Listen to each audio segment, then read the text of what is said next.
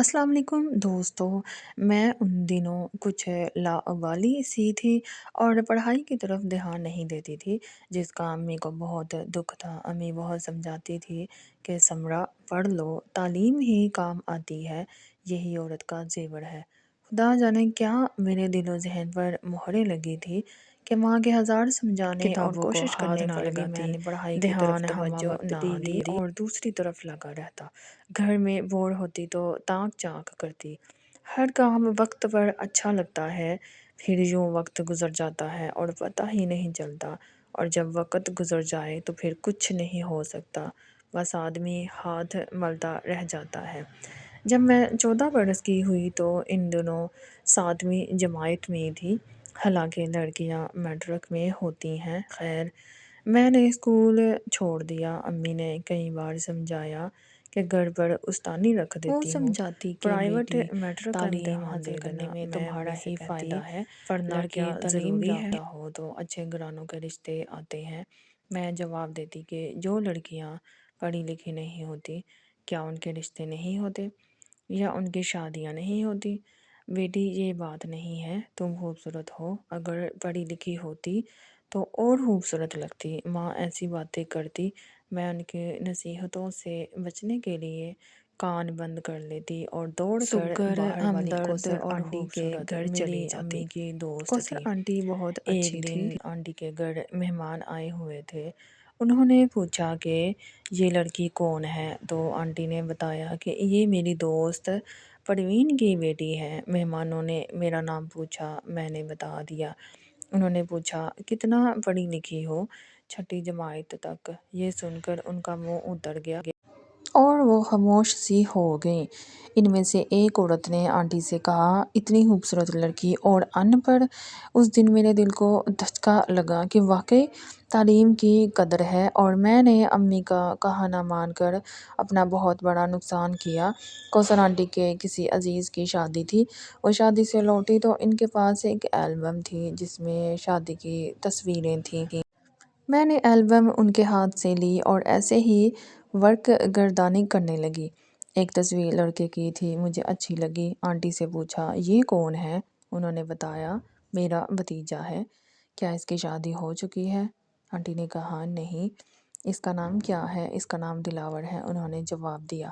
بیٹی، تم یہ سب کچھ کیوں پوچھ رہی ہو؟ میں نے کوئی جواب نہ دیا، مگر وہ سمجھ گئی کہ اس عمر میں ہر لڑکی اپنے جیون ساتھی کے خواب دیکھتی ہے، ایسے خواب جو جاگتے سوتے دیکھے جاتے ہیں۔ ایک دن امی اور آنٹی بازار گئیں، انہیں شاپنگ کرنا تھی۔ کوثر آنٹی نے کہا، بیٹی تم میرے گھر کا خیال رکھو، تم اندر سے کنڈی لگا کر بیٹھ جاؤ، جب تک ہم نہ آئیں دروازہ نہیں کھولنا۔ میں اندر سے کنڈی لگا کر بیٹھ گئی۔ ان کا 10 ماہ کا بچہ سو رہا تھا، اس لیے وہ مجھے اپنے گھر بٹھا گئی تھی۔ تھوڑی دیر گزری تھی کہ دروازے پہ دستک ہوئی۔ میں نے پوچھا، کون ہے؟ آواز آئی، دروازہ کھولو۔ میں دلاور ہوں۔ نام سن کر میں چونک گئی، دل دھڑکنے لگا۔ دروازے کی چھڑی سے جھانک کر دیکھا، وہ تو تصویر سے بھی زیادہ خوبصورت تھا۔ اس نے پھر کہا، دروازہ کھولو، پیدل آیا ہوں، کافی تھک گیا ہوں۔ تب میں نے دروازہ کھول دیا۔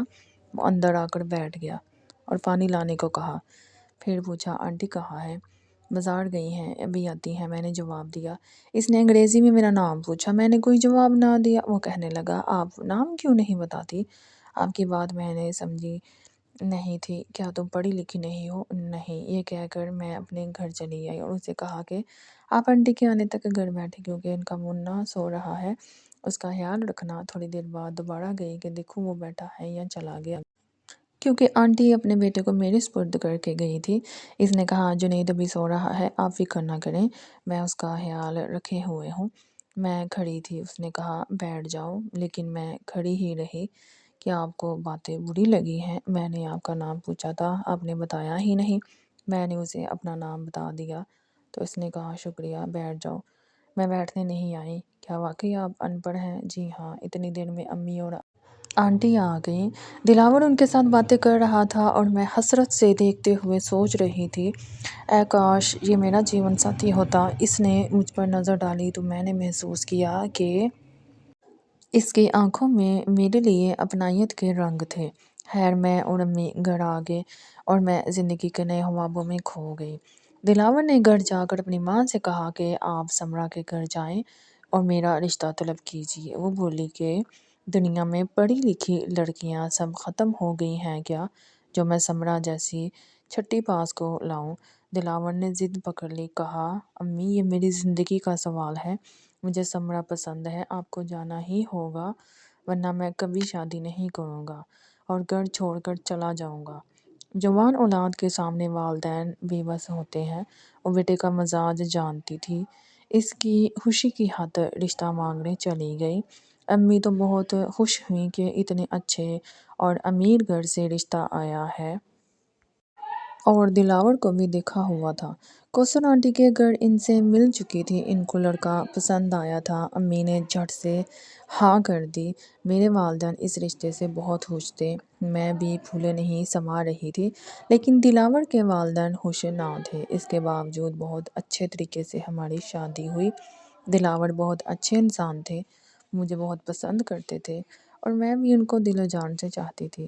وہ میرا بہت خیال رکھتے تھے۔ میری نند روبینہ میری شادی کے ٹھیک 8 ماہ بعد سسرال سے خفا ہو کر مائکے آ گئی۔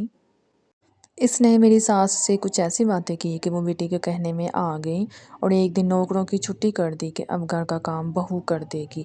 گھر کا کام اتنا کام تھا کہ میں 1 منٹ کو آرام سے نہیں بیٹھ سکتی تھی، جبکہ روبینہ ہر گھنٹے بعد جوڑا بدلتی اور وہ سارے کپڑے مجھے دھونے پڑتے۔ ایک دن میں نے روبینہ سے کہا کہ آج میری طبیعت ٹھیک نہیں ہے تو ساس نے طعنہ دیا، تو کون سا BA پاس ہے جو اتنا اتراتی ہو، اے چٹی ان پڑھ۔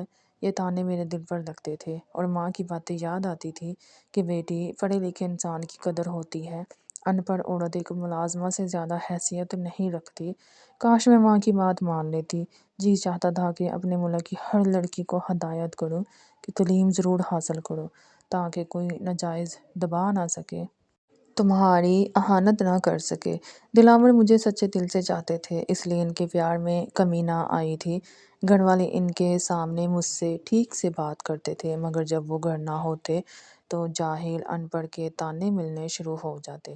ایک دن امی کا فون آیا کہ طبیعت ٹھیک نہیں ہے۔ میں نے دلاور سے کہا کہ امی کو دیکھنے جانا ہے۔ وہ بولے چلی جاؤ۔ میں تیاری کرنے لگی تو نند نے پوچھا کہاں کی تیاری ہے؟ امی بیمار ہیں، ان کو دیکھنے جانا ہے۔ میں نے کہا ساس کہنے لگی گھر کا سارا کام پڑا ہے اور تم جا رہی ہو، کام کون کرے گا؟ میں نے جواب دیا کہ ایک دن روبینہ گھر سنبھال لے گی۔ اس پر ساس کو غصہ آیا، کہا کہ جا رہی ہو تو ہمیشہ کے لیے چلی جاؤ۔ روبینہ نے تیلی دکھائی کہ جب سے یہ آئی ہے ہمارے بھائی کو پتہ نہیں کیا کر دیا ہے، ہم سے تو وہ بات ہی نہیں کرتے۔ ساس نے بھی کہا کہ نہ جانے اس عورت میں کون سا تویز سے پلا دیا ہے جو اس کے دل سے ہماری محبت ہی ختم ہو گئی۔ میں خاموشی سے سنتی رہی اور روتی رہی۔ تب ساس نے کہا یہاں کھڑی کیا میرا منہ دیکھ رہی ہو، جاؤ اور جا کر برتن دھو۔ میں برتن دھوتی رہی اور روتی رہی۔ دلاور دفتر جا رہے تھے، رستے سے واپس آ کر پوچھا کیا ہوا، تم تیار نہیں ہوئی؟ تم نے تو امی کو دیکھنے جانا تھا۔ اس پر ان کی ماں اور بہن بولنے لگی کہ یہ زبان چلاتی ہے مگر تمہارے سامنے خاموش ہو جاتی ہے۔ تب ہی میرا بھائی مجھے لینے آ گیا۔ اس وقت جھگڑا ہو رہا تھا، میں رو رہی تھی اور ماں بیٹی مجھے کوس رہی تھی۔ دلاور نے جب میرے بھائی کو دیکھا تو مجھے کہا تم اکبر کے ساتھ چلی جاؤ، میں شام کو آ کر لے جاؤں گا۔ میں مائکے چلی گئی۔